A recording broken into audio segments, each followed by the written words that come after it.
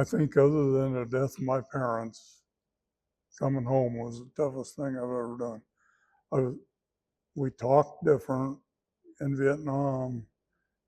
Our friends were different. Everything was different. And I came back and I told you I knew everybody in town. I still knew them all. Mm-hmm. But it was like I was a stranger. And So, nobody wanted to talk. I never had anybody ask me anything about Vietnam. so your friends there didn't accept you back? Or No, they I didn't? mean, kind of, but I'll bet it took me 2 months before I got back in the groove of things, just because their lives had gone on. Mine just stopped, and Did. all of a sudden I want to start it up again. So, Mm-hmm. but it was very tough, it really was. And for 30 years, I didn't want anything to do with the Army, with anything military. I just didn't want nothing to do with it. I would have never, ever wore a hat like this. Right. In fact, I never started that until I started volunteering there. Mm-hmm. I'm glad you did volunteer here. You're helping a lot of veterans, Well, and you're making a difference. All right, anytime. Okay. Hello, my name is Kyle Liston. I am an Army veteran, and today is August the 30th of 2024. I have the honor today of meeting Mr. Gary Nelson, who is also an Army vet, and I thank you for your service and want to welcome you home officially. Thank you. So Gary, can you tell us a little bit about your childhood, where you were born?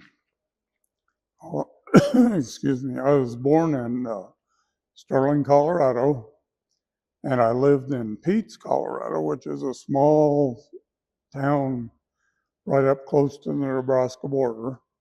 There was about 200 people there. We had a grain elevator, a gas station, a bar, which is world famous. Now it's called the Hot Spot. I'll tell you a story about that later. Okay. And let's see, what else did we have then? Telephone company, and we had a grocery store. We did have a hotel when I was a kid, and there was a chiropractor in town. And we had a great school, still have a great school there. There were about 125 kids in the school. That's first through 12. When I graduated, we had 7 in my class. It was, I knew everybody. And I wasn't in the bottom third of the class. So. Oh, that's helpful. I don't think. Yeah. But anyway, it was a great school, and the kids that I grew up with they're still friends. That's great.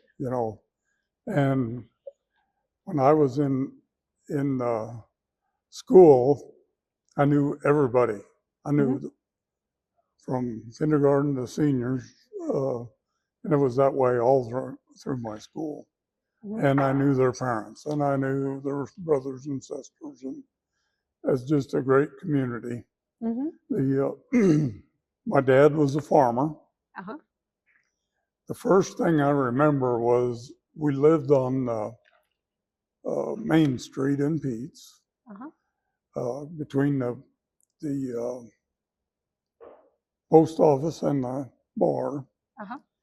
And it was the only house that I had that was right there. It's always been there, it's still there. My dad was a volunteer fireman, and he had the siren was in his bedroom behind the door.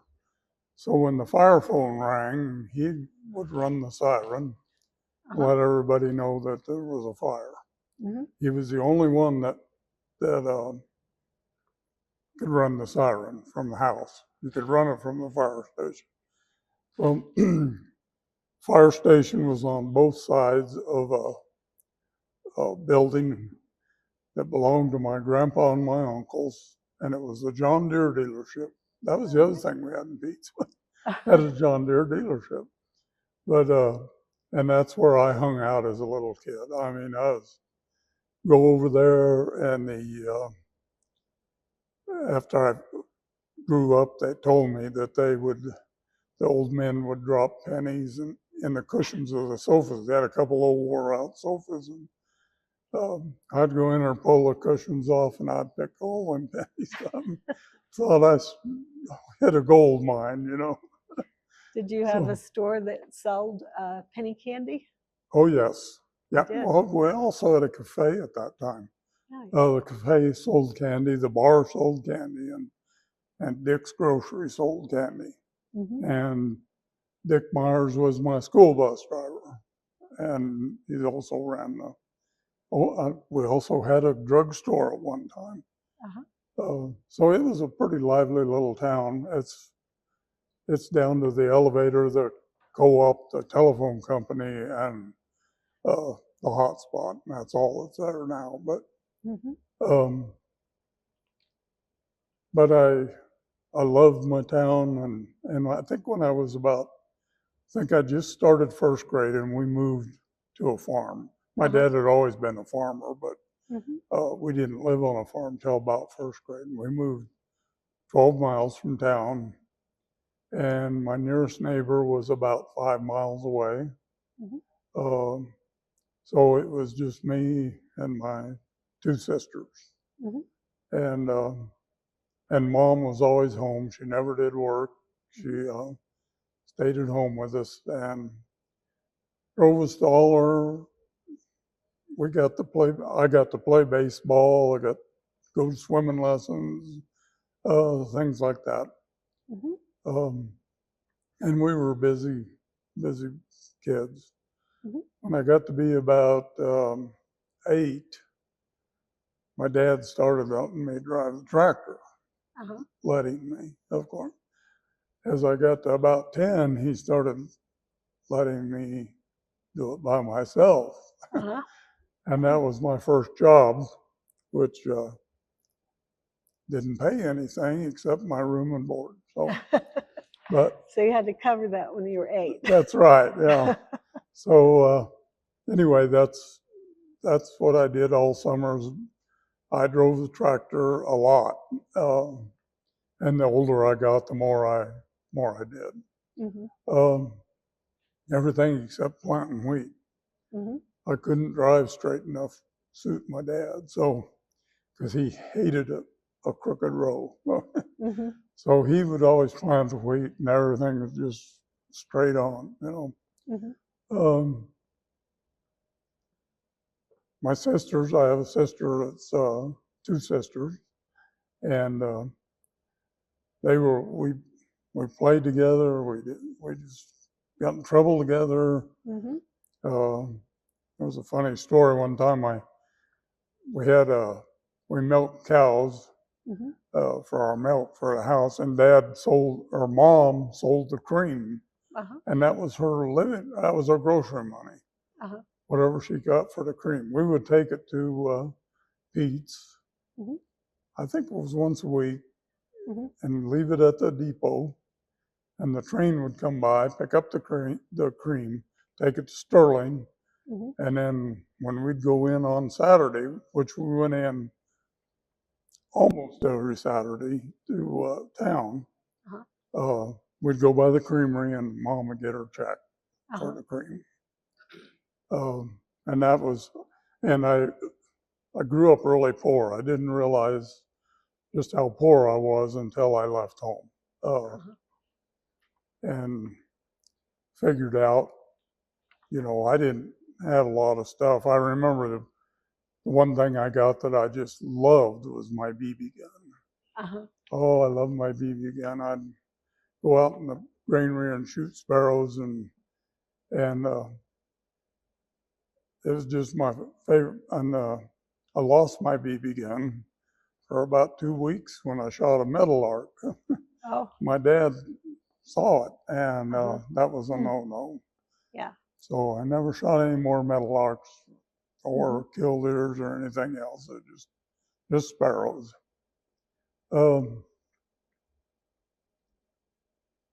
guess when I got to high school, I played all the sports. Played football, basketball, baseball.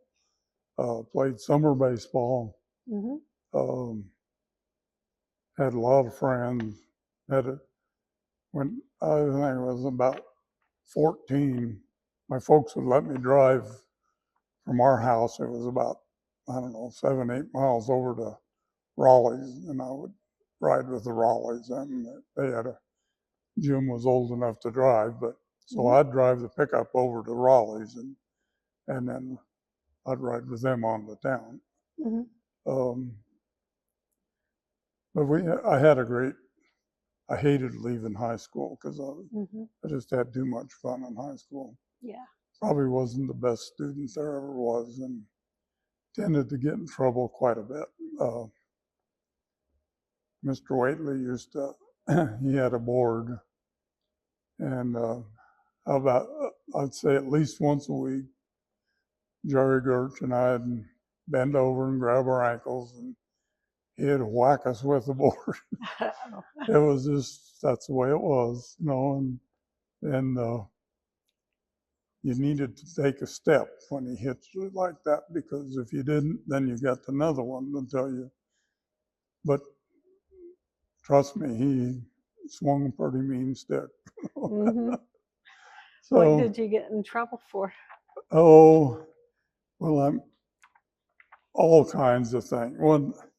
One I remember was we were in the home ec room. They still had home ec, and I didn't take home ec, but I took vocational agriculture, and I was also an FFA and 4-H. Anyway, we were in the home rec room for some reason. The teacher left. Well, in the home rec room, they had the popcorn machine that they use at the basketball games and sell popcorn. And we got in the popcorn machine, took the kernels of corn, and we had quite a little battle in the home ec room with the kernels of corn.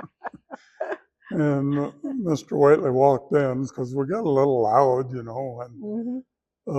I think I was probably a freshman in high school, somewhere around there.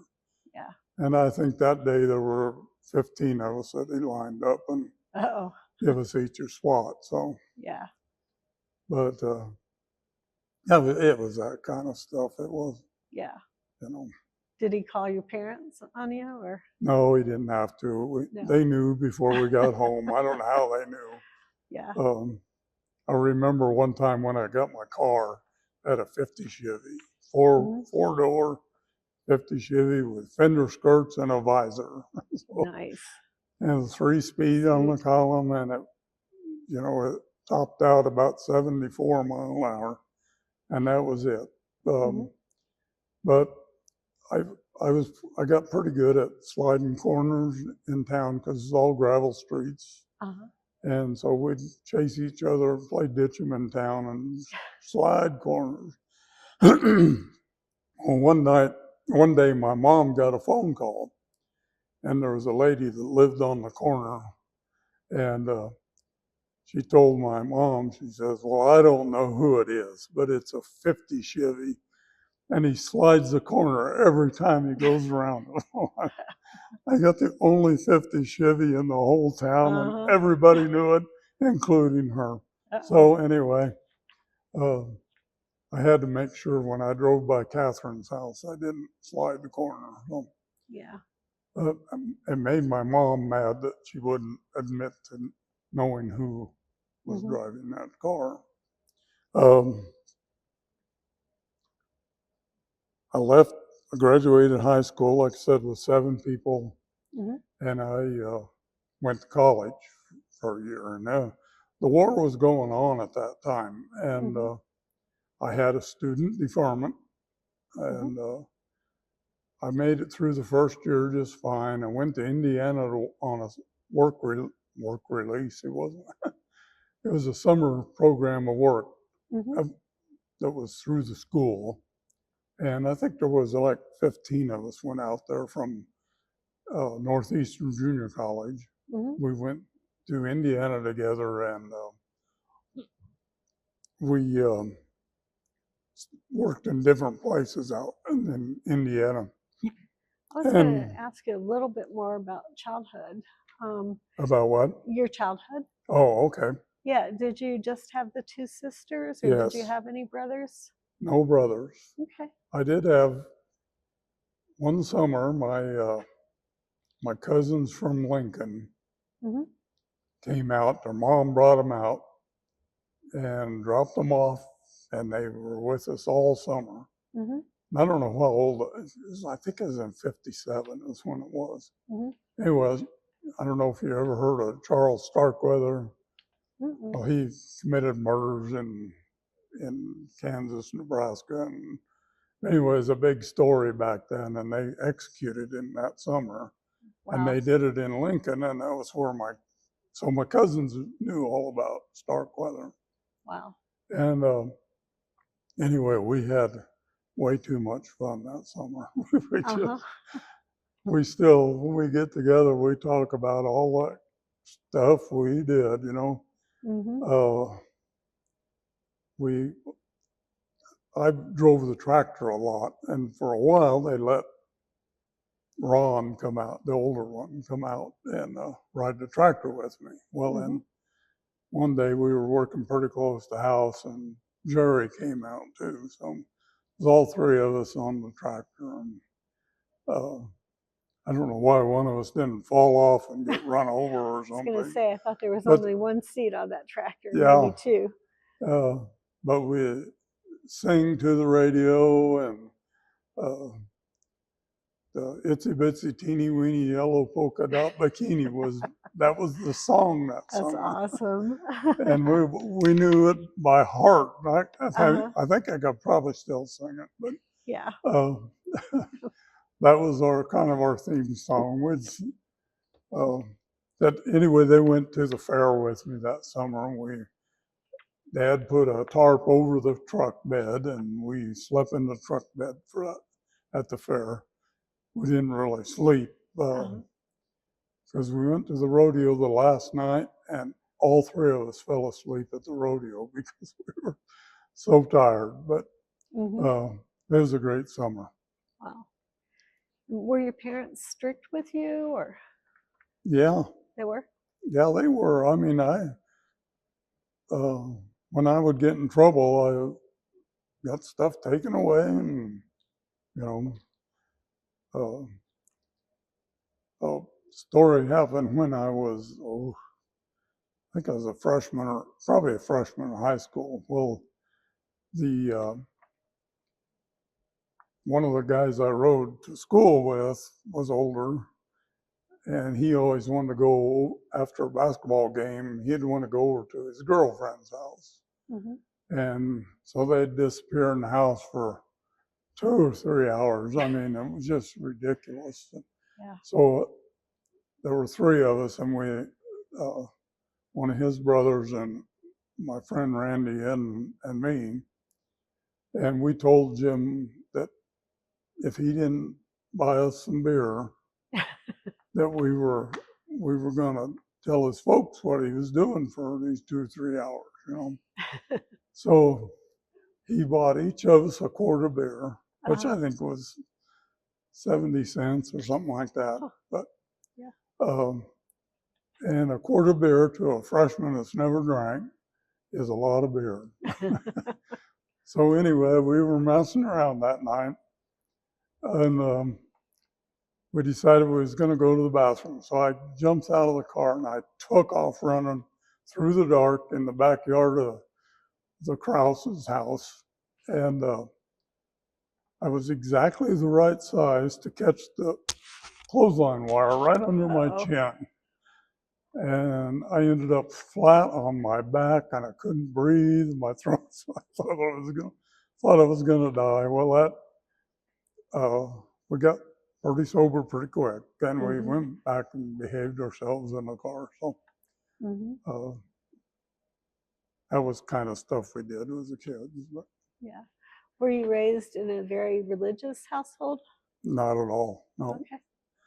My parents, they took me to church or to Mhm. Sunday school uh, every Sunday, Mhm. but they didn't. They never went. And there were two churches. There was a not a Methodist and a Catholic church, and they're still there. Both churches are still there. Mhm. Just about all my friends were Catholic. I Okay. mean, they were um, all Catholic. And where And did you attend? pardon? Were you going to the Catholic No, I church or went the to the Methodist? EUB church, and but then after Sunday school, we'd go down to the cafe, Mhm. and sometimes you get a bottle of pop, sometimes a candy bar, Uh-huh. something like that. So, Yeah. Well, I'd love to hear your story about the hot spot. okay, so all the time I was in the Army, people would ask me, where are you from? And you can say Pete's so many times, and everybody goes, well, I don't know where that is. Mm-hmm. So I ended up, my normal answer was Northern Colorado, Uh-huh. because it was just too hard to explain. If they wanted to know more, I'd tell them more. Mm-hmm. So I'm in Vietnam, Mm-hmm. and I was talking to a guy, and he was from Pennsylvania. Mm-hmm. And he says, well, where are you from? And I said, well, I'm from Northern Colorado. He said, oh, really? He said, what town? I said, well, it's a little town you never heard of. He said, no, really, what town? I said, it's Pete's. He goes, the hot spot. He had gone to school That's great. in Nebraska, Uh-huh. and on Saturday nights in Pete's, Uh-huh. there would be 400 people at the hot spot, Wow. because they all So came from Nebraska, Okay. because we were 18, Nebraska was 21. Okay. And That's great. so that was, I couldn't believe I have to go Yeah. clear to Vietnam, find somebody who knows where Pete's is. Hot spot is. That's great. So, when did you decide to join the Army, or were you drafted? I didn't decide to join. I decided to quit school. Oh, Uh, okay. and it was probably, actually, I flunked out of school. Did That's what, I mean, to be serious about it. I got a job, and all my classes were in the morning. I got a job in the afternoons working construction. So then I had money. So then in the after evenings, I'd go with all my buddies from a construction company. We'd go down to the Silver Dollar, Mhm. and then I'd sleep till noon. And so I didn't go to class, and that's how I got out of school. Yeah. But I don't think I was out more than, I think I probably quit school in December, probably. I think that's when the break was. Mhm. And I got drafted in August. I mean, my Your number. status went Mhm. immediately to 1A. So, Mhm. and so I got drafted in August of 1969, Mhm. and there were about, I don't know, 20 of us from Sterling area that met at the train station in Sterling, and we got on the train, rode it to Denver, and it was close to the Union Station. I don't know what the name of that place was, but Huh. it was the induction center for the Mhm. Army. But anyway, we went up one day and took our physicals, and I think it was 2 weeks in Uh-huh. that we got inducted. So we went up to Denver, same building, went in. Mm-hmm. They swore us in. We got, took us to the airport on a bus, Mm-hmm. and I got my first jet ride. Okay. And I went to Fort Campbell, Kentucky. So had you ever flown in a crop duster or any Oh, type of my plane? neighbor had a little Cessna that he took us up Mm-hmm. several times. He liked it. Okay. That was also my first paying job, was working for that neighbor. I Wow. drove combine for him. Uh-huh. And I think I made like $1 an hour or something. But boy, that was a lot of money. Mm-hmm. Really was. So anyway, when I got to Fort Campbell, Kentucky, my first real experience with other people other than drill sergeants, or not, they weren't even drill sergeants, they were just intake people that were Mm-hmm. yelling at us to do this and that. Didn't have uniforms or anything. Mm-hmm. So the next morning, went down for chow, and there was this Army cook standing there, and he had a great big bowl of eggs with broken egg. I mean, there were cracked eggs in the Mm-hmm. bowl, just big, and there was a ladle in there. Mm-hmm. And he says, "How do you want your eggs?" I said, "Well, I like them over easy." And he reached in there and he picked up a whole scoop full of eggs, poured them on the grill, took his spatula, flipped them one time, threw them on my plate, and said, "That's over easy." He said, "If I ask you a question, you keep your mouth shut." Oh, okay. So that was my first experience with somebody in the mess hall. But right. then they gave us, I don't remember, we did some testing and stuff. Mm-hmm. And they gave us, we then went, got our uniform, Mm-hmm. and then they assigned us to a company. Well, I ended up with several people in my company that were from Sterling, and that one of them was my mechanic for years. Oh, Here really? just recently, I mean, till he retired. But there were, I mean, basic was okay. It wasn't, Mm-hmm. I didn't really like it. I got into shape for the first time in my life, but the Fort Campbell, Kentucky has red clay. Mm-hmm. And when you were out doing PT, you would be doing push-ups and they'd leave you in a down position, and and the drill sergeant would say, "If I see any red clay on your belly when you get up, you're doing some more." And I go, trying my best to get that off my belly, but I was all sweaty and it wasn't going to happen. So, we all ended up doing a whole bunch more push-ups, which mm-hmm. he knew what he was doing. Mm-hmm.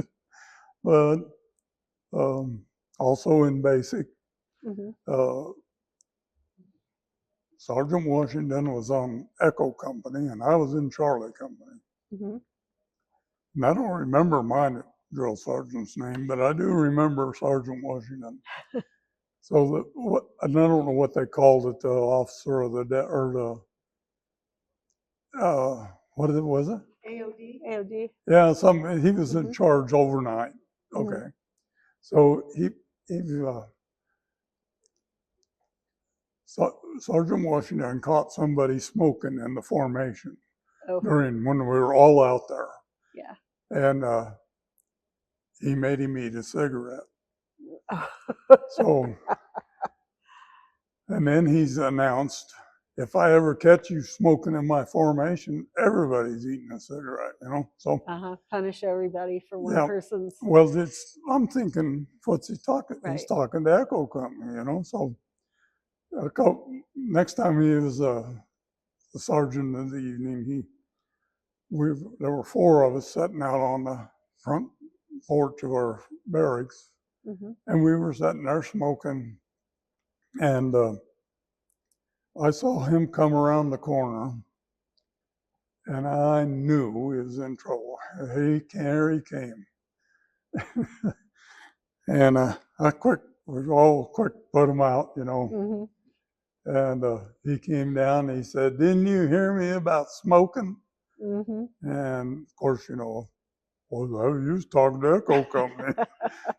He says, "I want you to light them up." Right. So we each lit up a cigarette, and he said, "Now eat it." And we did.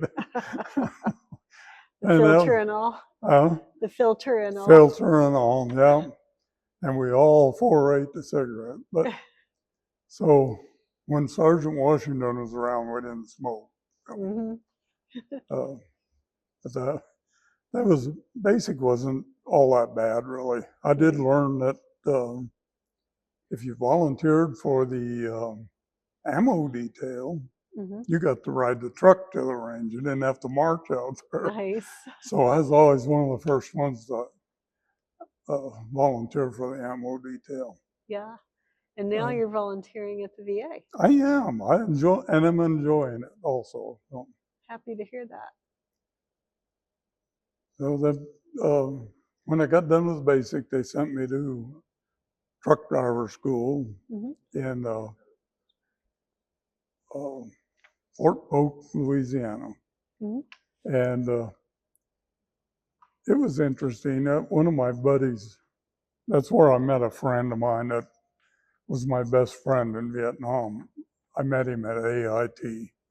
And his name was Hugh Perigo. He's from Mississippi.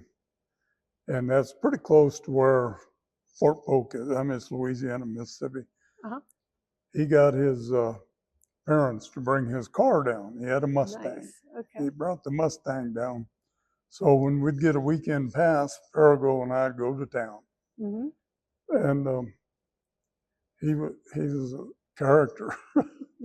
So anyway, we were in the convoy one day, and we're all driving down the road, and one of the rules was you couldn't smoke in the convoy.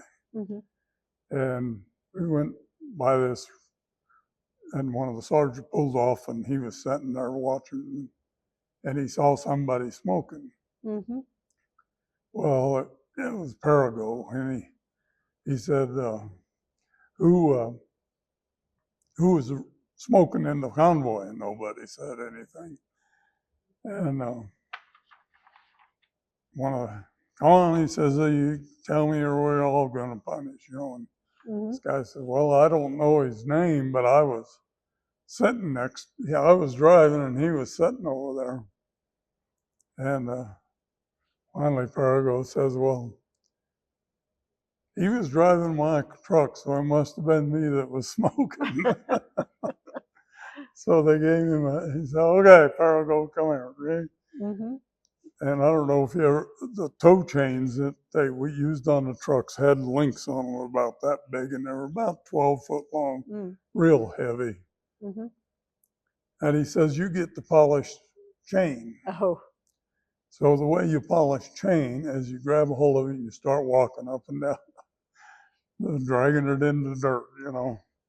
So, and I mean, it's heavy, and Perigo was struggling, and he made about 3 trips, and he came walking by, and the sergeant says, are you tired of pulling that chain? He said, yeah. He said, well, then push it a while.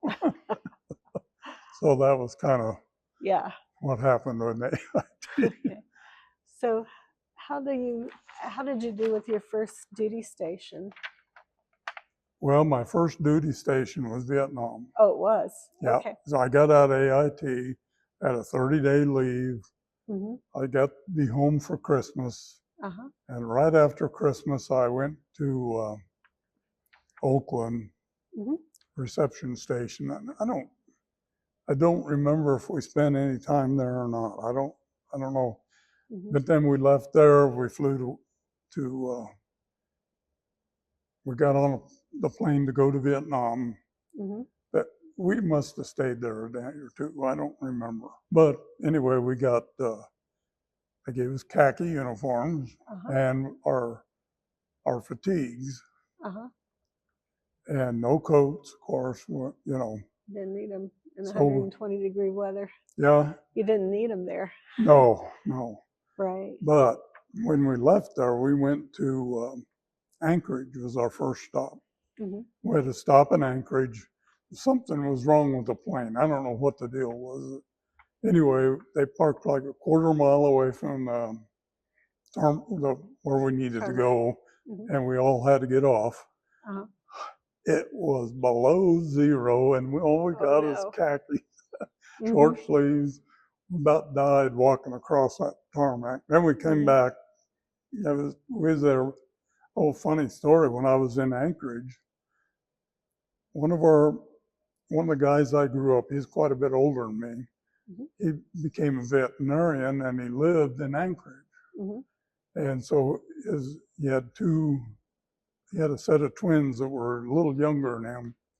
And I knew that Leroy had gone up to Anchorage to work on a fishing boat as a cook. So I walked in the airport at Anchorage, decided to get a cup of coffee, sat down, and this guy come walking in there. It was Leroy Woolridge, and he sat down beside me, and we talked. I mean, I couldn't believe it. Not expecting to know anybody, and I run into somebody from my hometown. But that's amazing. That was amazing. So then we left Anchorage and flew to Yokohama, Japan. And it was colder and blazing. It wasn't below zero, but it was way cold. And we had to walk a long ways across the tarmac to get to while they refueled. And then we left there and went to Vietnam. And I landed in, I think it's Long Binh.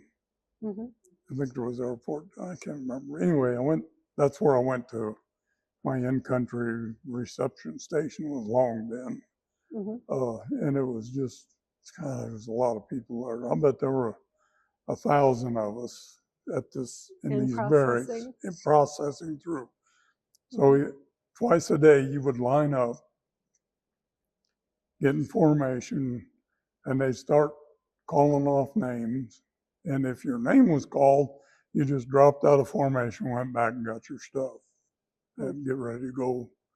And if your name wasn't called, you stayed in formation and did police call, picked up cigarette butts, Well, the second day of that, I decided that they called my name maybe, and I just left the formation, just like they called my name. Perigo and I did that. Okay. And we just went back and bunked out instead of doing police call, So that's kind of. Did you get in trouble for that? No. No? They didn't know. I mean, there were still 500 guys standing out there in formation. That's good. Yeah. So then I think I was there like 4 days. And they called it, our Perigo and I went to the same company. We went to 525 Quartermaster Company in Cameron Bay. Okay. Yeah. And what was your MOS? Truck driver. Truck driver. Yeah. Okay. And my first job over there was running a forklift, great big forklift. And it was 525 had control of, they did the fuel in Da Nang, or in Cameron. And we would pump fuel in the bladders. I don't know if you ever saw one of them, but rubber bladders, and they're about the size of a 500-gallon tank. And I think that's what they held, was about 500 gallons. But we used a big forklift, pick it up, and load it into a semi, and you could get like 8 or 9 of them in a flatbed. And if you set them down straight, they would roll clear to the front. If you didn't, they'd holler at you. Yeah. And if you got your forks up too much, you poke a hole in the bladder and all the fuel spills out. Oh. So I did that for about 2 weeks, I suppose. And then the whole company was going to move, not the whole company, part of the company was moving to Da Nang, take over from the Navy up there. Did you go there with them? I did. I begged and begged and begged the captain, and he finally put me on the list because Parago was on the list. So and when we lived in Cameron, we lived in hooches. There were 6 of us in a hooch, kind of like MASH, if you remember the MASH. Yeah. Very similar. These didn't have, they had roofs and they weren't tents, but they were small like that.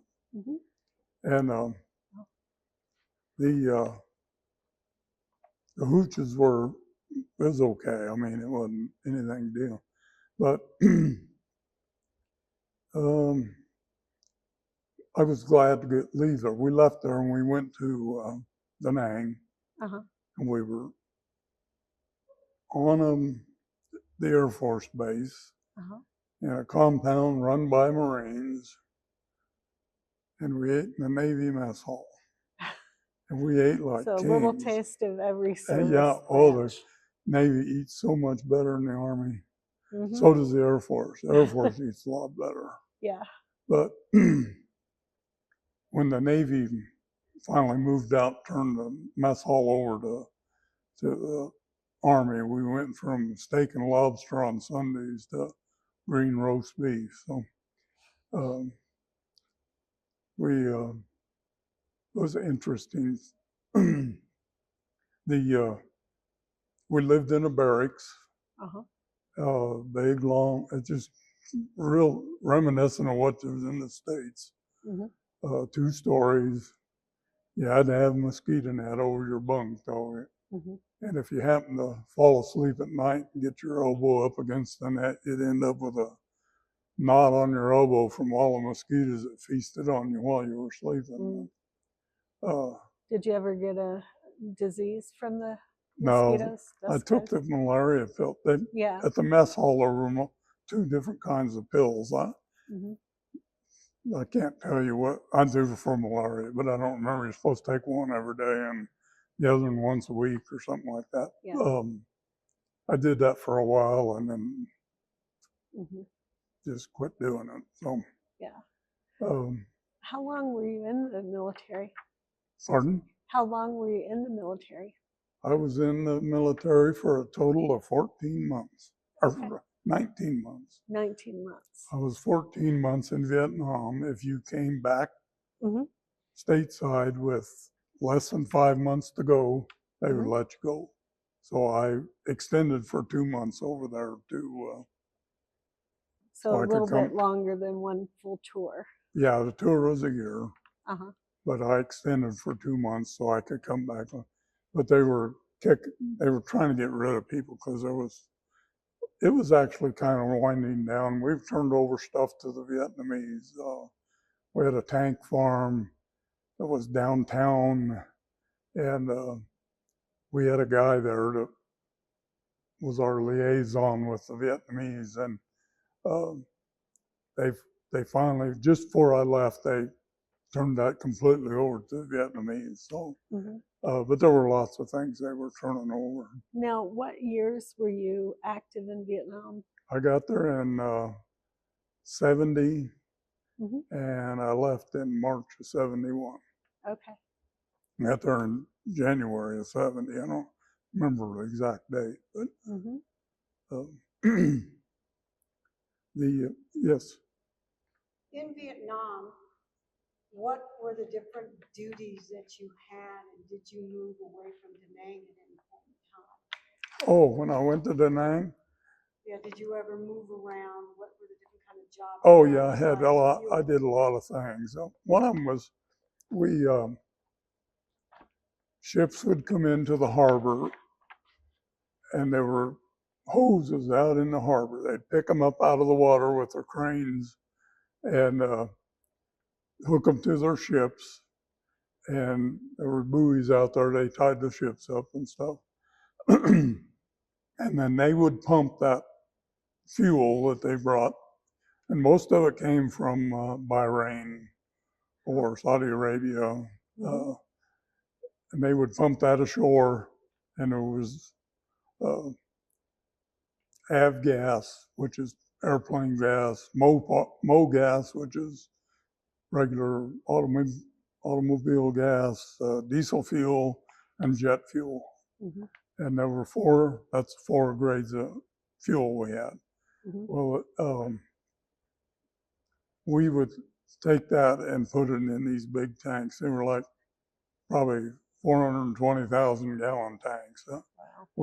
I think we had like 25 of them on our main place. We had another tank farm that had probably 20 on it. And then there were several, the Air Force Base had bladders that would hold like 10,000 gallons. And we would pump them, and then they could fuel our jets and stuff. So I started off, I was a pump operator, and that involved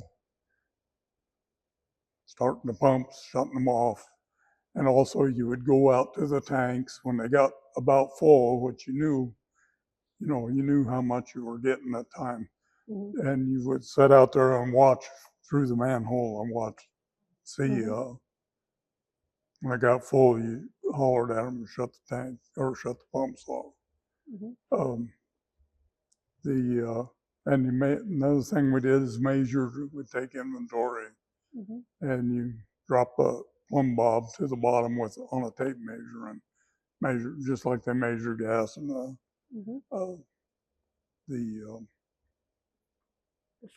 fuel. Any gas station does the same thing. That's what we did. That burned the shit every night. They burned human waste. Yeah. We had a latrine out there, and every night, and we just had more fun doing that because we had all kinds of fuel to waste. Now, are you on the new registry for the PACT Act? Yes, I applied for burn pit exposure, but is that no? So said I smoked too much. So okay. But they're probably right. Yes. What awards or medals did you receive in your service? Just a campaign medal. I got an expert shooting, but I made E4. Did you? Did you get an Army Good Conduct? Yeah, I got the normal stuff you get. I didn't get anything special. Trying to think what else I did. Any situations in which you felt you weren't going to make it? I don't know that. It wasn't that I felt I wasn't going to make it. It scared me though. Yeah, that's right. Our barracks that we lived in had the windows up about, I suppose 6 foot. There was 6 foot of wall, and then there was about 3 foot of screen. So they were, it being never wind to blow and monsoons, we had to kind of put some plastic or something up there to keep the water out. But one time we had, when I first got in country, when I first got there, every time the siren would go off, we'd go to the bunker. All us new guys, we run to the bunker and sit in there. Well, that lasted a couple of weeks, and you get tired of running to the bunker. But we had a air raid one night, and I heard it hit. It hit outside my barracks, and it hit hard enough that it knocked my tape recorder off the counter I had. Mm. But it didn't go off. It was a rocket. It stuck in the ground out there between our barracks. And it just, I don't know why it didn't go off, but sometimes they didn't. And so that kind of scared me. The other one that scared me was we had a crew that cleaned the tanks out. Every once in a while, they'd have to get in there and they'd clean it. They'd end up with sludge in the bottom, and who knows where it comes from. But and they'd have to wear respirators and go in and clean the sludge out. Well, I cleaned the sludge out and got it all cleaned up and everything. That night, a rocket came in, went through the roof of that tank, stuck in the bottom of that thing, and did not go off. Oh. I mean, if there had been fuel in it, it probably would have exploded because of the sparks where it went through the steel, And anyway, the EOD had to come and defuse both of them and Wow. all of that. So, what was the hardest part about being in Vietnam? Oh, it's being away from your family. I mean, that's, I hadn't been there very long when my dad wrote me a letter. My dad only wrote me like twice. Mm-hmm. This one was, if you don't write your mother, I'm going to get a hold of your CO. Mm-hmm. And I'm going to tell him to set you down once a week and write your mother. So I started writing my mom, and my grandmother, God bless her, she wrote me every week. I'd get a letter from my. Sometimes I'd go That's 2 or 3 nice. weeks and wouldn't get a letter, and then I'd get 3 or 4 letters all together. Same way with newspapers. I'd get the newspaper from home, and they just didn't show up very often. But Was your father also a veteran? no, my He father was born cross-eyed, and when he was 5, he had surgery on his eyes, and they went the wrong way, and he ended up more cross-eyed. He said it was a quack. That's what he always said, that quack barked on me. So he was always cross. I didn't even know it until I was, I'll bet I was high school before I realized my dad was cross-eyed. I just never, I mean, I didn't know. It didn't matter, you know. So he could not serve. I had 2 uncles that did, 3 uncles did. And what occupations did you have after the service? Pardon? What occupations did you have after the service? After the service? Are you ready to? Yeah, I just wanted to ask another service question. What was the funniest thing that you guys did when you were over in Vietnam? Well, there was quite a few of them, actually. I thought you might share a story. We had, or two. The rockets were a big deal, but it got to be kind of a joke because they got this huge Air Force base. I don't know how few, it's the biggest airport, busiest airport in the world at that time. And they would shoot rockets in 4 or 5 times a week. And it seemed like all they could hit was the dump. The dump was on the north end of the field. And I always thought they just stirred the garbage because then the Vietnamese the next day would be out there just going through it. They didn't throw, if they threw something away, it was darn sure junk, because they took everything out of there. But they need to stir that once in a while. Yeah. But so it kind of got to be a joke about the rockets when we quit going to the bunkers. In fact, we would go up, we had a water tower we'd climb up on a water tower and smoke and watch rockets come in. You know, we'd see them hit the dump. Maybe they'd hit way down south, you know, I mean, just, but there was one time we were sitting on the water tower smoking, and there was a jet, a Marine jet at the Marines had a place they parked the carrier jets came in and would land there and refuel. And that jet was sitting on the runway, or on their deal, they're refueling. And they hit that jet dead on. I mean, I've often wondered if there was a pilot in there. Wouldn't surprise me if there was, because most of the time they just landed, fueled, and took off again. But we sat there and watched that jet blow up, and then the bombs that were on it started cooking off, and there were bombs going. So we decided it was probably a good thing to get off the water tower at that point. It was only about a quarter mile away. So, but, and the CIA was in Vietnam. Really? They were called Air America. Okay. But that was CIA.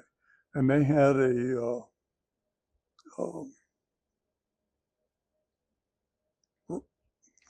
restaurant. I don't know. They didn't call it a restaurant, but they made the omelets. We would drive all the way around the airport in the middle of the night, go over to Air America and have us an omelet, you know. That was how we, and our fuel, we had a fuel testing lab. They had ovens in there that they would cook that fuel. I don't know what they were doing, but they didn't use the ovens at night. So I told my mom, she says, what can I send you? I said, I want some Chef Boyardee pizza mix stuff.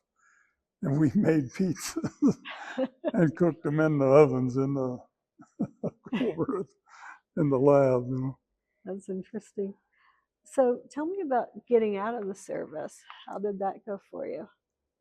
You know, it was, I got on an airplane at Da Nang at the airport, and it was Flying Tigers was the name of the airline. And I was quite naive at this point in my life. It was like my third time on an airplane now. But I decided if this thing goes down, I want to be able to get out. So I was going to set an exit row. Well, there wasn't. The exit rows were already taken by the time the lonely Spec 4 gets on. But the row right in front of the exit was empty. So I jumped in there. Well, I didn't know it until we were gone, but the seat in front of the exit row doesn't lay back. Right. So I'm 18 hours in the in the seat that didn't lay back. You know, that's brutal. Yeah. And when we took off, you never heard such a cheer as came out of our mouth. That plane just exploded. Was it full of soldiers? Oh yeah, clear full. Officers up in first class, and right. Rest of us back in the back. Yeah. And I don't know how many. It was 3 across, or 6 across. So yeah, it was a pretty good sized plane. How were you treated when you got home? Lousy. It was coming home from the Army was if it hadn't been for my family, they were the only ones. I had a guy try to con me in San Francisco at the airport, wanted me to buy him a ticket. He said, my wife will pay you back when I get to Denver. You know, and it was like, I was born at night, but it wasn't last night, you know. So anyway, you know, that bothered me. And then I got to Denver, and I hadn't made it or I went to Fort Lewis, Washington, whatever. That's where I got out. That's up there. And that was kind of, I mean, it was just a normal do a physical and get your money and leave. But I hadn't made any plans, and I didn't tell my parents I was coming. I got an airplane ticket to go to San Francisco, went to San Francisco, and then I had to hire somebody to take me from Fort Lewis to Seattle to get catch a plane. That's quite a ways, isn't it? Yeah, it is. I mean, I think I paid the guy $50 to take me, but That's a lot of money back then. yeah, it was. I had, I think, $600 in my pocket, so wow. I wasn't really worried about money at that point. But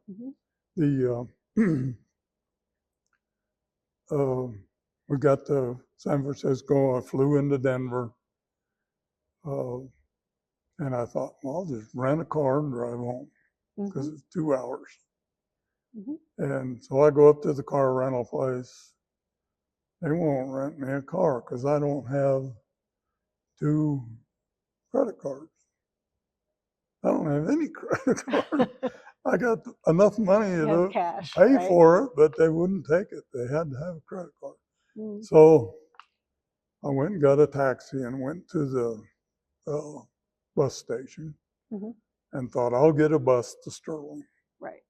Well, I can't get a bus to Sterling. I get a bus to Brush, which is about an hour away from where my folks live. So I got me a ticket to the bus station in Brush. Got there. I called my folks from a payphone, and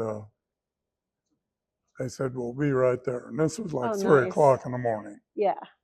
And they were more than ready to see you, I'm sure. Yes, they were. And my sisters and my mom and dad came and got me in Brush. And I was very glad to see them. Very glad. But then I mean, I think other than the death of my parents, coming home was the toughest thing I've ever done. We talked different in Vietnam. Our friends were different. Everything was different.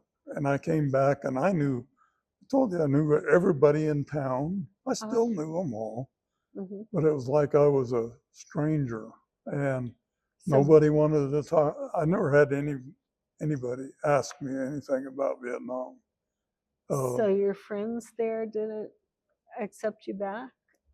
Or no, I mean, kind of, but I'll bet it took me 2 months before I got back in the groove of things, just because their lives had gone on. Mine just stopped, and all of a sudden I want to start it up again. So, but it was very tough, it really was, and for 30 years I didn't want anything to do with the Army, with anything military. I just didn't want nothing to do with it. I would have never, ever wore a hat like this. Right. In fact, I never started that until I started volunteering there. I'm glad you did volunteer here. You're helping a lot of veterans. Well, and you're making a difference. I enjoy what I'm doing. I got to have something to do. Yeah. Gary, could you quickly move your chair half an inch forward? With how your chair is fine. Just bring your chair half an inch forward. Yeah. Okay. One. There we go. Perfect. Okay. So, did you end up going back to school? No. At that point, you didn't. No. When I got out of the Army, I really was never cut out to go to college. I was kind of glad to get drafted. I would go back in there because I could not find a job. Nobody wanted to hire you because you hadn't been in the military, and Mm-hmm. they didn't want to hire you, train you, and then And have have you you leave. disappear for 2 years. Right. So it was kind of good that I got drafted. When I came back, before I went in the Army, I was working in a feedlot as a cowboy, Mhm. and I enjoyed it in pay. I think I made $400 a month, Mm-hmm. but that was enough, Mm-hmm. and they fed my horse, so That's good. that was worth more Uh-huh. than anything. But when I came back, I decided I didn't want to work as a cowboy. Mm-hmm. And I was kind of bumming around looking for a job, and I saw that there was a pipeline going in up in Sydney, Mm-hmm. Nebraska, which is just across the border Right. from Pete's. So I went up to Sydney to apply for see if I could get on with the pipeline. Mm-hmm. And when I walked in and I went to the unemployment office, and they said, would you be interested in working for UPS? And I said, sure, well, I don't know what UPS is, Mm-hmm. And so anyway, they said, well, we'll put you down for an interview. And so a couple of days later, I went back up, interviewed for UPS, Mm-hmm. and they hired me. They hired 3 of us that day. So I was the first UPS driver, and one of them in Sydney, because that was the first time Nebraska had UPS. Uh-huh. How did you like that job? Pardon? How did you like that job? I liked it okay. It's tough to work for a big company, though. Mm-hmm. I've worked for a couple of them, and they're the same. It's a lot of rules that Mm-hmm. you can't break the rules, and just Just like the if they VA. no flexible, they're not Yeah. flexible. Mm-hmm. So, but yeah, I worked for UPS for 13 years, and I wish I'd have stayed one more year, because when we started working for UPS, we weren't in the union. I remember my first wage, $3 an hour. Wow. That's what I got. And after a month, I got a dime raise, and that was like, holy smoke, I can buy a car now. And, Did you? no, well, I did eventually, but Uh-huh. one of my biggest regrets, Uh-huh. there was a lime green Roadrunner sitting down at Maddox Motors with a Hemi in it. Oh, I wanted that car, but it was $3,000. Ooh, back then. And That's a I lot. should have bought it, because I could have afforded it, Mm-hmm. but instead I bought a boat. Okay. And it was the biggest. I enjoyed my boat, but had 2 great days: the day I bought it and the day I sold it. So what other kinds of jobs did you have since Well, you've been out of the Army? when I for 2 years, I always wanted, all the time I was in Vietnam, all I could think about, I want to go back and farm. I want to go back. My dad suddenly became the smartest guy in the world. He went from being the dumbest guy in the world when I was in high school to the smartest guy in the world when I got over to Vietnam. And he was very intelligent. He was a great guy. I wanted to farm, but my dad rented almost all his land, and he just did not have enough for me and him. Well, he came one day. I was living in Sydney, Nebraska, and he stopped by and he said,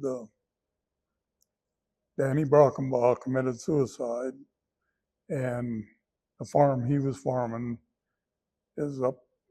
Are you interested? I said, absolutely, because it's just same landlady as one of his landladies.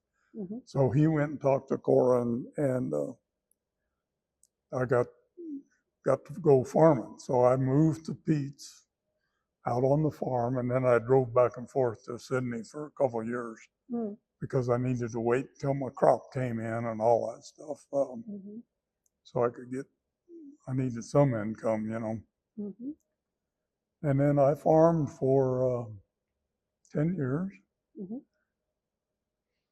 And one winter, I started working with a friend of mine in Sterling as a welder. Uh-huh. And so then I lost my land. My landlady died, and daughter didn't want to give that land I was farming to her grandson. Mm. So anyway, I lost my land, and my Sorry. dad retired from farming. So I went down to Sterling and went into business with my friend as a welder. Mhm. And I did that for, probably 14 years, something like that. Mhm.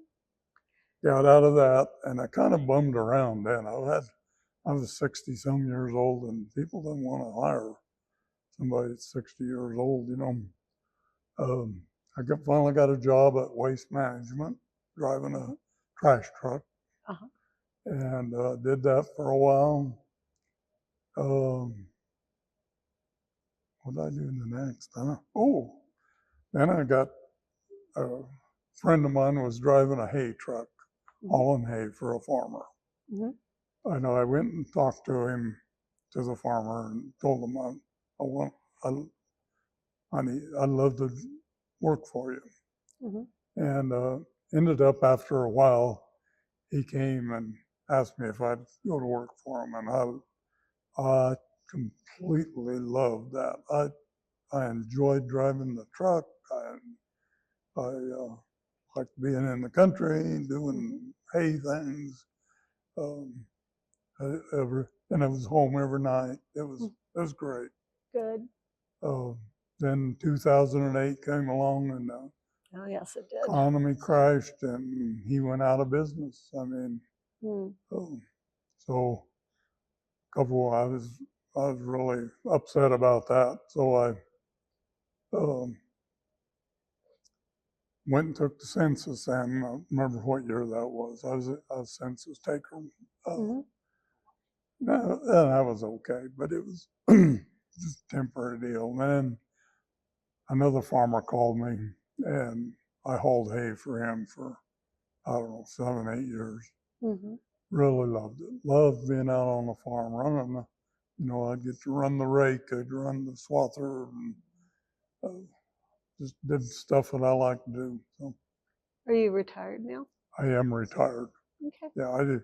I worked in a part-time job in Sterling as a bus driver for the local transport Mhm. company, hauling handicapped people and Oh, yeah. and that kind of thing. Disabled people. And I Yeah. enjoyed that too. Do you have any service-connected disabilities? Yes, my hearing. Your hearing. Yeah, Mhm. and I was supposed to get new hearing aids last Wednesday, but it'll be a couple of weeks yet. Yeah, so I've heard. It's terrible. So I have a question. So did you ever keep in touch with any of your battle buddies from Vietnam? I tried. You tried. I had 3 guys that I really wanted to see: Joe Lowell, Dieter Klug, and Perigo. So I knew Perigo was in Mississippi somewhere, and I knew Dieter was in Wisconsin somewhere, and I knew Joe was in New Jersey. Well, we didn't have Google, we didn't have the internet, and so you could call the information, Get and the number. I never found Dieter, I never found Perigo. I did find Joe, and in '76 we went out to the East Coast, and I went and visited Joe, and That must have been great. it was it was okay, but it was so different. Do you know what I mean? We just didn't have that much in common anymore. Mm-hmm. Too many years. Mm-hmm. And then what made you decide to start being more open about being in the Army and being in Vietnam and wearing a Vietnam veteran's hat? What changed that? When my hearing got really bad. Now Mm-hmm. this is not my hearing was really bad, and I looked at the price of hearing aids, and they went like $6,000. And somebody said, "Well, you go to the VA, you can get hearing aids." Really? And that's when I started going to the VA. That was for my hearing, and I must say they have been they changed my life. Mm-hmm. I could hear my grandkids. I could hear the dog's nails on the floor. Mm-hmm. I could hear the blinker in my car. Mm-hmm. I mean, it's just incredible.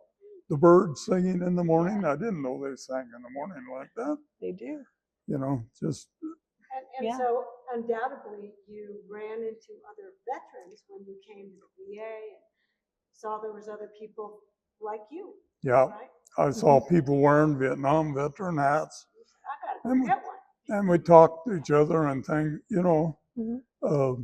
One of my friends that I drank coffee with every morning in Sterling was always wore his veteran hat, and he kept telling me, you know, you need to do this and you need to do that. And so, you know, I finally decided it's time to do something. And this hat, for instance, I have to tell you that I paid $15 down here at the kiosk for this hat. Mm-hmm. First week I wore it, I got 3 free meals from people. They bought me my breakfast because they saw my hat. I mean, that doesn't happen very often anymore, and that's okay. Mm-hmm. But I've had little kids come up to me and say, "Thank you for your service," you know? That's great. And So goodness. it made you not feel bad about it anymore, like you didn't want to talk about it. It made you feel proud. Well, because nobody had ever told me thank you for No one your. asked about it. Nobody cared. Yeah, it was just something. My wife's had a pair of aunts, and they lived on a hill in Oklahoma, and they called it the Ant Hill. And they asked me about it, and I just didn't want to talk about it, you know. Mm-hmm. And what made you not want to talk about it? I don't know. I think that I think I told them that if I had to do it over again, I'd go to Canada. Mm-hmm. You know, Mm-hmm. which I might have, but you know, when I went into the Army, I was thinking could be an adventure, and it was. Mm-hmm. But I don't ever want to do it again. Yeah. You know. What do you mean? What does that mean? As a draft dodger. Oh, really? Yes. There were many people who did that. Yeah. Yes. Yeah, there were a lot of draft age kids went to Canada. Mm-hmm. Mm-hmm. Yeah, to escape the draft. So if you fled to Canada, were you planning to stay there until the end of the war? Mm-hmm. Yes, that's what I would say. That's what most people did. I never actually knew anybody personally that did that, but there were a lot of people who did. Mm-hmm. Yeah. So tell me the good stuff now. When did you meet your wife?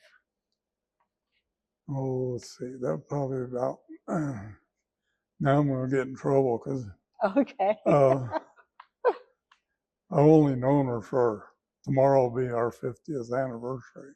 Wow. So I didn't know that. Known her quite a while.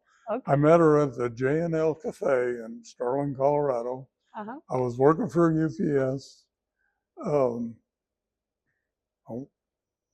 would stop in Sterling. I'd leave Sydney, go to Sterling, change trucks, and then go to Denver and come back. So Mm-hmm. walked into J&L one night, and waitress came up to me and she says, "I heard you have a boat." "Yeah, I got a boat, you know." She says, "Will you take me water skiing?" "Sure. Where do you want to go?" You know? Mm-hmm. Well, that was my wife to be, Okay. and this is after I'd already been married once. I was Oh, you married. had? I was married for a month, Okay. and I had 2 good days too. Did you? Actually, I only had 1 good day. One The day good day. divorce was final.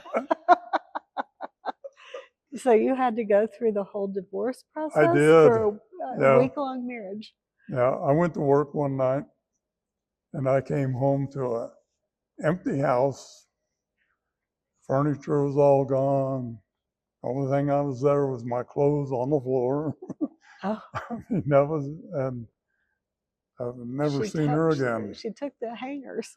Well, no, she did leave the stuff in the She closet, left but the hangers. all the dressers were, just dumped them on the floor. But Mm. I've never seen her again. Okay. And your wife currently, you've had your children with her, is that right? Yes, I have 3 daughters. 3 daughters. Yeah. Yeah, they're very, one of them's a CPA, lives in Indiana. I have one that's a RN, lives in Austin. Mm-hmm.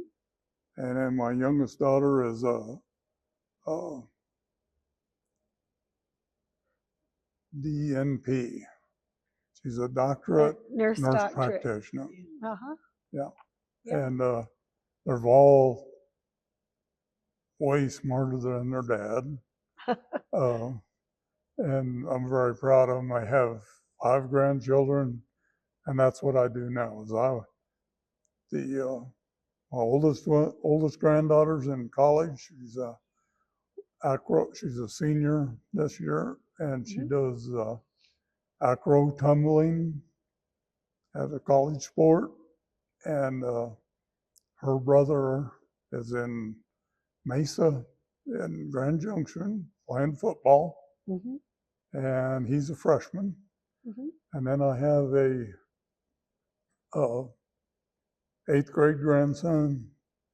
He plays baseball, football, basketball. I have a 11-year-old grandson, plays lacrosse, hockey, used to play soccer. He'll probably play football too, but they got too many things going on. Mm-hmm. Then I have an 8-year-old granddaughter that plays hockey, and she's really good.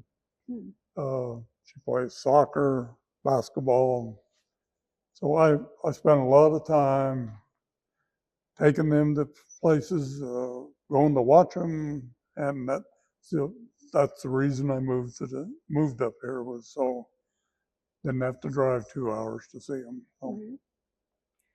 So do you have any hobbies that you really like besides volunteering?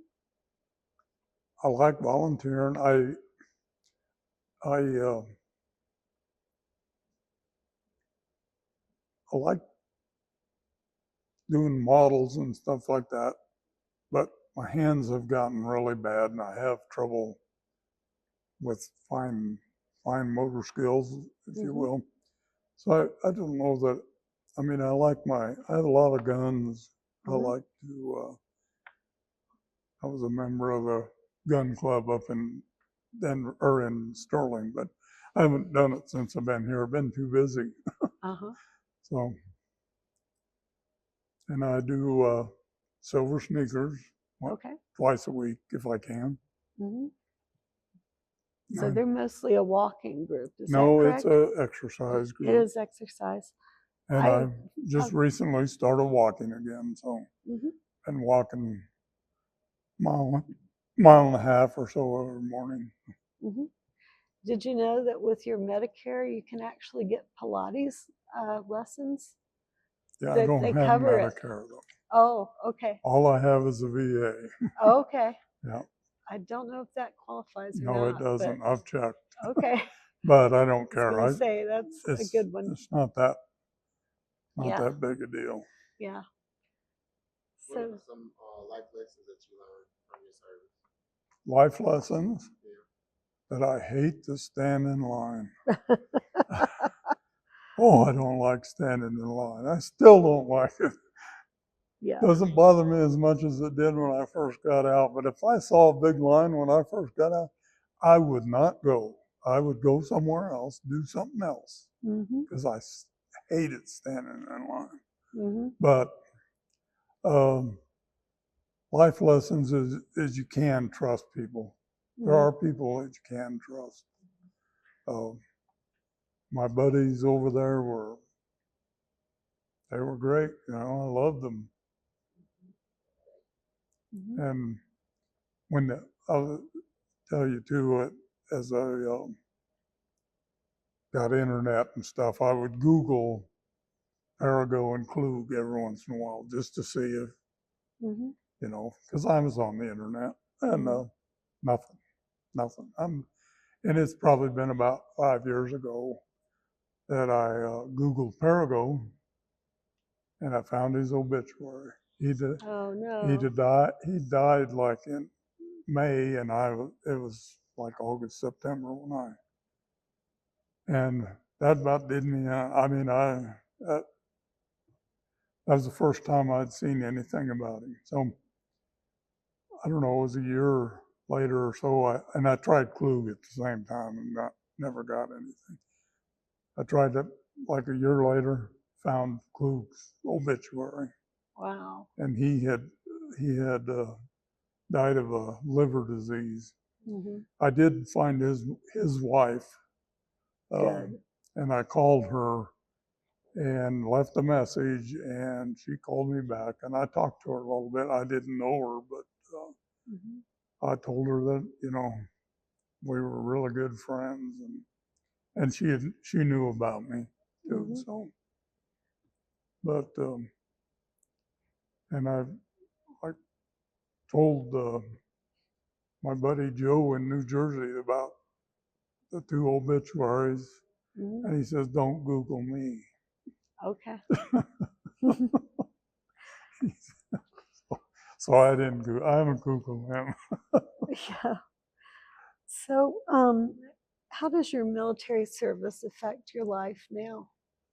Well, I mean, my hearing, I'm pretty sure I lost my hearing because of my military service. I mean, I lived on the Air Force Base, and it was 200 yards away from the runway. And during the Tet Offensive of 70, the F-4s took off 2 at a time for a week straight, and they landed 2 at a time. I mean, 2 would take off, 2 more would land, and they did that a week straight. And it's so noisy. Were you ever on the flight line? No, Okay. I just lived really close to it. Yeah. Yeah. Yeah, and you were an expert rifleman, right? Yeah. So that leaves off a little bit of nerves. I don't remember ever getting earplugs. No, I don't ever have earplugs anywhere. Is there anything you miss about being in the service? Oh, probably the people. I mean, that, you know, being in the service is kind of like being on a team. It's just like your football team or your basketball team. You do stuff together that you don't do with other people, you know, and there's a camaraderie there that's it's just hard to match. Yeah. Yeah. And what do you wish that more people knew about being in the military? Oh, that if I could do it, anybody can do it. Because it's, you know, I could never be a 20-year person in the military. I mean, I got offered officers candidate school at basic. Did you? And he said, "Would you be interested in doing this?" And I said, "Was it involved?" And he said, "Well, it's another 6 weeks of what you're going through right now." I said, "No." Wow. You know, I just don't want to do this anymore. I don't That want. was too long. I don't want to run 3 miles in the morning. So, what is it that you most would like to leave behind for future generations about yourself and about your military experience and about your life experience in general? Well, I want my kids and my you know, we all have trophies in our life and stuff. Well, my claim to fame is my 3 daughters and my 5 grandchildren. And as long as they remember me, I'll live on. That's why, you know, they're the most important things in my life, those kids. And I'm so happy and I want to die before they do, for sure. Yeah. And your wife, I take it, is the other very important person in Yeah. your life. Oh, yeah. But I mean, it's only been 50 years. Yeah. You said tomorrow's your anniversary? Tomorrow's our anniversary. Your 50th anniversary. Yeah. And what do you guys have planned? I'm going to go to my Kale's football game, and then we're going to go out to dinner with my daughter. Okay. So it's a full day. Glad to hear it. That's something really special to look forward to. And you said the thing that you miss most is the camaraderie. Yeah. The military. And is there anything else that you'd like to share with us today? No, I'm thankful that people recognize that Vietnam was a mistake on our part of our government, all kinds of things. But I went there seeking adventure, and I found it, you know, and I did things that I'll never do again, or that I don't even want to do again. But I learned things that I could do, stuff that I never in my life thought I could do 100 push-ups. But when Sergeant Abraham's standing over yelling, you can do 100 push-ups. Let's see, I had something else I wanted to ask you. Do you guys have any questions? You don't? So I'm just a little stuck right now. If we could pause. If we could just pause for a bit. Okay. Yeah, I did want to ask you if there were any other physical conditions that you had from Agent Orange exposure. I don't think I was around Agent Orange. I lived kind of it was so close to the Air Force Base that it was, I don't think I ever was exposed to it. It was mostly out in the country. And so not in Da Nang? Pardon? You were not in Da Nang, or you were? Well, Da Nang is a city. The Air Force Base is over here. I mean, we'd drive through Da Nang all the time, but it wasn't, downtown was, it was off limits, actually, so. Yeah. Well, I did remember my other questions for you. Have you ever been on an honor flight, or is that something that you would want to do? I have not, but I am going to apply. I have I want to see the wall. Yes. I have a friend on there. He didn't die of combat. He died a non-combat death. He died of a heroin overdose. Heroin was a super big trouble, huge amount. It just showed up one day. I remember going to the PX and Mama saw the hold open her coat, and she had little vials of heroin, and they were packed in a cute little thimble.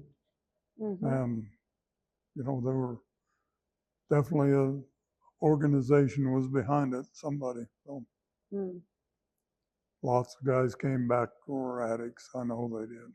Right. And have you ever considered going back to Vietnam? I have. You have? My sister actually was in, her husband worked for Halliburton in China, Mm-hmm. and they went on several trips, and I think they went to Vietnam. I told her I wanted, if you go back there, look at China Beach. Well, so I don't think they ever went to Da Nang, Uh-huh. but I got on Google Earth and looked at China Beach, and it was a beautiful beach. I don't know, pure white sand, you know. Oh, it's real nice. We'd go there quite a bit. Mm-hmm. It's now, and I mean, always there was a fish market, open air fish market. Mm-hmm. It was kind of a shade thing, and they hung their fish on these hooks, and Mm-hmm. they'd stunk like crazy, you know. But Probably so. now it's resort hotel after resort hotel. Right. The whole China Beach is one big resort area. Yeah, there's still places where you can rent a tent site and just sleep on the beach, Yeah, from what I've heard. yeah. It's and the road that went by China Beach was just a 2-lane road, and now it's a 4-lane Mm-hmm. thoroughfare with very pretty, you know. And Vietnam would be a pretty place. The jungles are pretty, and the rice paddies are pretty there. So do you think you'll actually go? I don't know. Okay. I'm more into. I know it's changed so much that there wouldn't be anything I would recognize. Uh-huh. I looked for the Da Nang Bridge. It was the bridge that we went across all the time, and I couldn't Didn't find see it. Mm-hmm. I'm sure there's a bridge there, but that one's probably not the one. No. Mm-hmm. Okay. Well, Gary, I thank you for your time today and All again right. for your service. Well, thank you for doing this. You're very welcome. I'm not a writer, so this is something my grandkids can watch and I hope so. see something. So, Okay. all right. I Well, appreciate thank you. you. Thank you, Thank you. Kyle.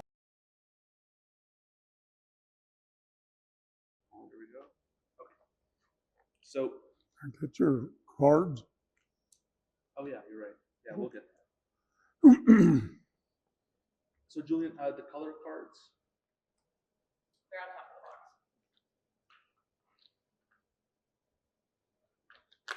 Just to say, how many VMATs does it take to change them? So you know what to do with these, right?